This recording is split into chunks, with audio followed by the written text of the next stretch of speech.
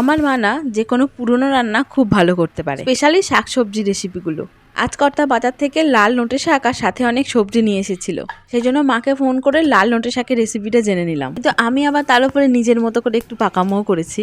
আর veg আর non veg দুই রকমেরই বানিয়েছি। সবার প্রথমে সর্ষের তেলের মধ্যে 5 ফোড়ন শুকনো লঙ্কা ফোড়ন দিয়েছি, আর তার উপরে দিয়ে দিয়েছি আমার কাছে যত রকমের সবজি অ্যাভেলেবেল ছিল। আর শাকের ডাঁটাগুলোকে একটু আগে ভাগে সবজির সাথে দিয়ে দিয়েছি। তারপরে পেঁয়াজ লঙ্কা আদা রসুন দিয়ে ভালো করে কষতে দেবো, আর একটু পরে গুঁড়ো মশলাগুলো দিয়ে দেবো, মানে হলুদ গুঁড়ো জিরে গুঁড়ো ধনে গুঁড়ো আর কি। এবার সব মশলা কষা হয়ে গেলে শাকটাও দিয়ে দেবো, আর একটুখানি মিশিয়ে নিয়ে ঢাকা দিয়ে হতে দেবো। শাকের নিজের জলেই শাকটা সিদ্ধ হতে থাকবে। আর তারপরে যে বড়িগুলো ভেজে নিয়েছিলাম তার মধ্যে থেকে কিছুটা ভেঙে দিয়েছি, আর বাকিগুলো গোটা দিয়ে দিয়েছি। ব্যাস, আমার ভেজ নোটে শাক রেডি হয়ে গেছে। আর নন ভেজের জন্য দুটো ইলিশ মাছের মাথা ভেজে নিয়েছি। এরপরে রান্না করা হাফ নোটে শাকটা মাছের মাথার সাথে মিশিয়ে নিয়েছি। খেতে তো খুব সুন্দর হয়েছিল, কিন্তু মায়েরটা একটু আলাদা রকমের ভালো হয়। আচ্ছা, তোমরা কোন দলে, ভেজ না নন ভেজ?